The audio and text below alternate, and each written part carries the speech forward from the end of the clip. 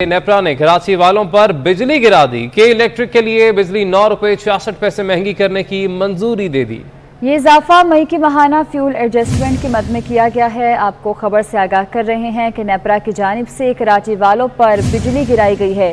के इलेक्ट्रिक के लिए बिजली 9 रुपए 66 पैसे महंगी करने की मंजूरी दे दी गई है। इजाफा मई की माहाना फ्यूल एडजस्टमेंट की मद में किया गया है और इसकी मंजूरी दे दी गई है।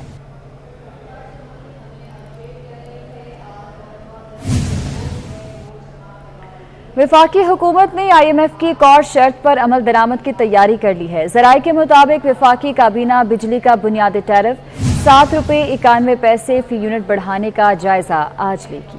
वफाकी काबीना में बिजली के बुनियादी टैरिफ में इजाफे की समरी पेश की जाएगी। बिजली का बुनियादी टैरिफ मरहलावार बढ़ाने की तजवीज़ है। मजीद भी बात करेंगे हमारे नुमाइंदे अवैस कियानी से। अवैस बताएगा, एक और जो शर्त है उस पर अमल दरामद के हवाले से आज बहस की जाएगी। कितने रुपए का हो जाएगा फिर बिजली का यूनिट?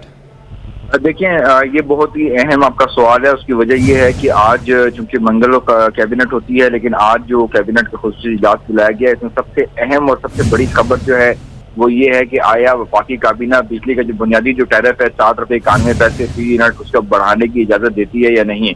ये दरअसल जो है वफाकी काबीना में आज ये टेकअप हो रहा है। जो बेसिक टैरिफ है जिसकी नेपरा ने मंजूरी दी है और जो IMF की जो शराइत के मुताबिक ये चीज़ होने जा रही है, इसके जो शेड्यूल है वो उसका जो बुनियादी जो टैरिफ है वो मरहलावार बढ़ाने की जो है तजवीज़ है।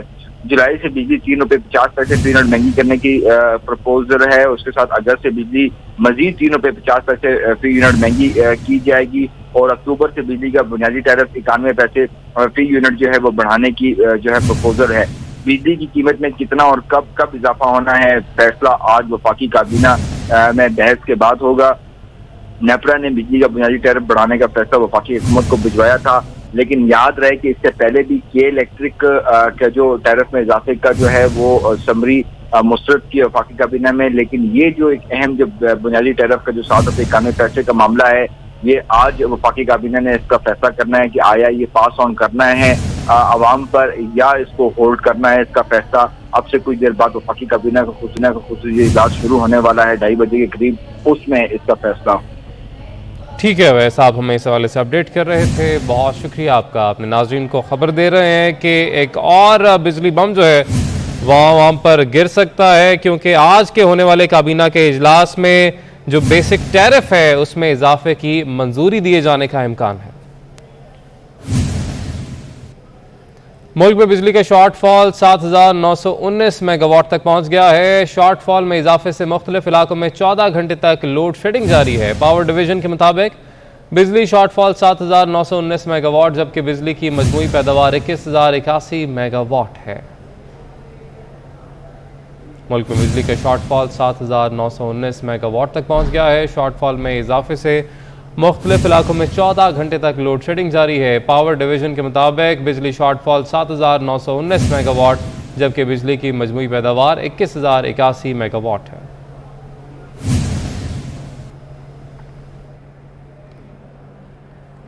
दुआ ज़हरा की उम्र कितनी है, इस हवाले से रिपोर्ट जमा हो गई है। मेडिकल बोर्ड ने दुआ ज़हरा की उम्र के तयन से मुतल्लिक रिपोर्ट जमा करा दी है। रिपोर्ट पर समाअत 12 बजे होगी। दुआ ज़हरा के वालिद के वकील जिब्रान नासिर ने दावा किया है कि दुआ ज़हरा की उम्र 15 से 16 साल है। तो दुआ ज़हरा की उम्र कितनी है, इस हवाले से रिपोर्ट जमा कराई गई है। मेडिकल बोर्ड ने दुआ ज़हरा की उम्र की तयन से मुतल्लिक रिपोर्ट जमा करा दी है, जिस पर समाअत 12 बजे शुरू होना थी। दुआ ज़हरा के वालिद के वकील जिब्रान नासिर ने दावा किया है कि दुआ ज़हरा की उम्र 15 से 16 साल है। मुमताज़ जमाली हमारे साथ मौजूद हैं। मुमताज़, आगाह कीजिएगा, रिपोर्ट जमा करा दी गई है, क्या तफसीलात हैं इस हवाले से? अब देखिए जी, दुआ ज़हरा केस में एक अहम पेशरफ सामने आई है, क्योंकि मेडिकल बोर्ड ने उम्र के तयन से मुतल्लिक रिपोर्ट अदालत में जमा करा दी है। जिसके बाद जो मुद्दे मुकदमा के वकील हैं जिब्रान नासिर, उन्होंने ये दावा किया है कि रिपोर्ट में दुआ ज़हरा की जो उम्र है वो 15 से 16 साल है। उनका ये कहना है कि माहिरीन जो डॉक्टर थे उनका ये कहना है कि उनकी जो उम्र है वो 15 साल के करीब बताई गई है। साथ ही साथ जो सरकारी वकील ने भी इस बात की तस्दीक की है और इससे जो केस की जो समाअत होगी वो 7 जुलाई को अब होगी। और साथ ही साथ आज दुआ ज़हरा के वालिदैन ने भी हंगामी प्रेस कॉन्फ्रेंस का ऐलान किया है और 4 बजे प्रेस क्लब में जो है प्रेस कॉन्फ्रेंस का इनेकाद करेंगे। जी ठीक है, बहुत शुक्रिया आपका। दुआ ज़हरा की उम्र 15 से 16 साल हो सकती है। दुआ ज़हरा के वालिद मेहदी काज़मी के वकील जिब्रान नासिर ने यह दावा किया है। उनका कहना है कि डॉक्टर मुत्तफिक हैं कि बच्ची की उम्र 15 बरस के करीब है। दुआ ज़हरा से कहलवाया जा रहा था कि वो 18 बरस की है। इस बयान की नफ़ी हो गई है, जबकि दुआ ज़हरा के वालिदैन का मौक़िफ़ था कि दुआ ज़हरा 14 साल की है। कानून के मुताबिक 16 साल की उम्र में निकाह जुर्म है। दुआ ज़हरा के वालिद मेहदी काज़मी के वकील जिब्रान नासिर ने मज़ीद क्या कहा, आपको सुनवाते हैं। रिपोर्ट के अंदर जो मोहतरम डॉक्टर साहिबान हैं उन्होंने मुख्तलिफ जो टेस्ट किए हैं और मुख्तलिफ टेस्ट की नज़र में जो मुख्तलिफ एजेस हैं वो उन्होंने लिखी और फिर उनकी नज़र में उन्होंने अपना एक जॉइंट कंक्लूजन दिया है और उनकी कंक्लूजन के मुताबिक बच्ची 15 से 16 साल के दरमियान हो सकती है, उससे ज़्यादा नहीं। और उसमें भी उन्होंने लिखा है करीब तरीन 15 के। और पहले जो एक इम्प्रॉपर मेडिकल रिपोर्ट आई थी जो इसको 17 की प्लेस कर रही थी, जो इसके 18 के क्लेम को सपोर्ट कर रही थी, अब उस बयान की भी नफ़ी हो गई है, उस पहली मेडिकल रिपोर्ट की भी नफ़ी हो गई है। वालिदैन का जो पहले दिन से मौक़िफ़ है कि बच्ची 14 साल की है, मेडिकल रिपोर्ट ने आज उस मौक़िफ़ की तायीद कर दी है। तहरीक इंसाफ ने इलेक्शन तरमीमी एक्ट 2022 को सुप्रीम कोर्ट में चैलेंज कर दिया। दरख्वास्त में इस्तदा की गई है कि इलेक्शन तरमीमी एक्ट 2022 को गैर आइनी करार देते हुए कलअदम करार दिया जाए। मुनासिब इक़दामात का हुक्म देते हुए ओवरसीज़ पाकिस्तानियों को वोट का हक दिया जाए। दरख्वास्त में वफाकी हुकूमत, इलेक्शन कमीशन और नादरा को फरीक बनाया गया है। पाकिस्तान तहरीक इंसाफ ने इलेक्शन तरमीमी एक्ट 2022 को सुप्रीम कोर्ट में चैलेंज किया है और इस हवाले से दरख्वास्त जमा कराई गई है। इस्तदा की गई है कि इलेक्शन तरमीमी एक्ट 2022 को गैर आइनी करार देते हुए उसे कलअदम करार दिया जाए। मुनासिब इक़दामात का हुक्म देते हुए ओवरसीज़ पाकिस्तानियों को वोट का हक दिया जाए। दरख्वास्त में वफाकी हुकूमत, इलेक्शन कमीशन और नादरा को फरीक बनाया गया है। इस्लामाबाद हाई कोर्ट ने लापता अफराद की बाजियाबी का हुक्म दिया है। मुदस्सिर नारो और दीगर लापता अफराद की बाजियाबी के केस की समाअत हुई। चीफ जस्टिस ने रिमार्क्स दिए कि अगर हुकूमत ठोस इक़दामात नहीं उठाती तो 9 सितंबर को वज़ीर आज़म पेश हों। मज़ीद भी बात करेंगे हमारे नुमाइंदे एहतशाम कियानी से। जी एहतशाम, बताइएगा समाअत का अहवाल। जी देखिए, इस्लामाबाद हाई कोर्ट के चीफ जस्टिस सदर मिनल्लाह ने मिसिंग पर्सनस के केसेस की समाअत की है। ये मुख्तलिफ केसेस हैं जिनको इकट्ठा करके यकजा करके समाअत की जा रही है। मुदस्सिर नारो और दीगर जो लापता अफराद हैं उनके केसेस हैं और उनमें अदालत ने अब ये हिदायत दी हैं वफाकी हुकूमत को कि आइंदा समाअत से पहले ठोस इक़दामात उठाएं और डेमोन्स्ट्रेट करें कि वफाकी हुकूमत इस मामले में संजीदा है। अगर वफाकी हुकूमत ये डेमोन्स्ट्रेट करने में नाकाम होती है तो वज़ीर आज़म पाकिस्तान आइंदा समाअत पर अदालत के सामने पेश हूँ। अदालत ने इस्तफसार किया डिप्टी अटॉर्नी जनरल से कि इस मामले पर क्या हुआ है। आज की समाअत में अदालत ने मौजूदा वज़ीर दाखिला और साबिक़ वज़ीर दाखिला शेख रशीद को ज़ाती हैसियत में तलब किया था, लेकिन डिप्टी अटॉर्नी जनरल ने बताया कि आज 10:30 बजे वफाकी काबीना की मीटिंग है जिसकी वजह से वज़ीर दाखिला पेश नहीं हो सकते। अटॉर्नी जनरल ने भी क्योंकि वो बीमार हैं तो उन्होंने इस्तदा की है कि समाअत मुलतवी की जाए। आइंदा समाअत पर वो दलाइल देंगे। अदालत ने रिमार्क्स दिए कि अब समाअत मुलतवी नहीं की जाएगी बल्कि आप दलाइल दें। ये अदालत इस केस का एक फैसला देगी और उस जजमेंट में बहुत सी चीज़ें वाज़ेह कर दी जाएंगी।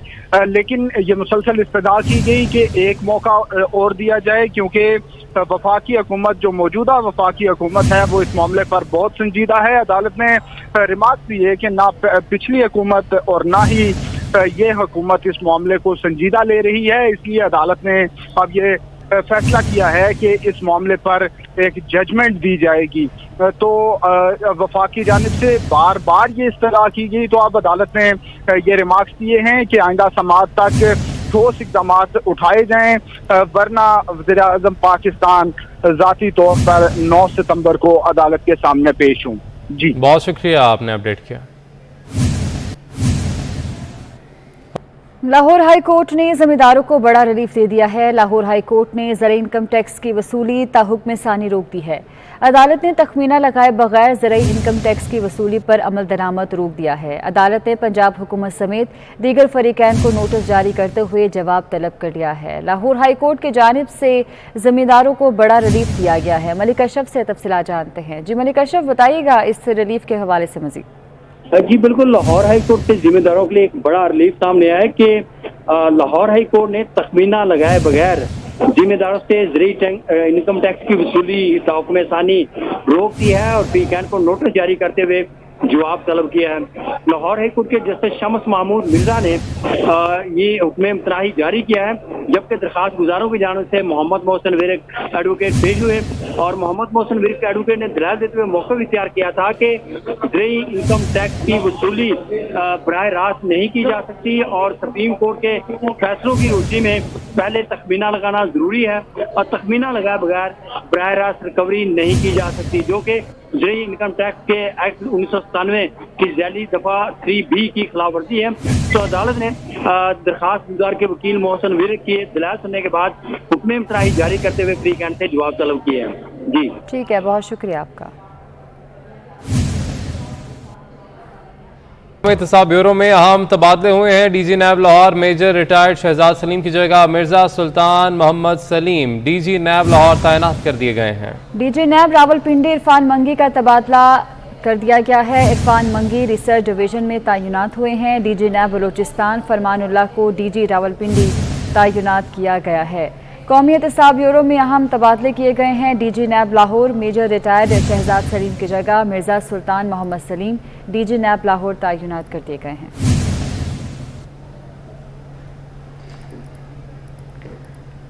अमीर जमात इस्लामी कराची हाफिज नेमुर रहमान ने दावा किया है कि कराची के पानी का मंसूबा K4 650 से 250 मिलियन गैलन कर दिया गया है।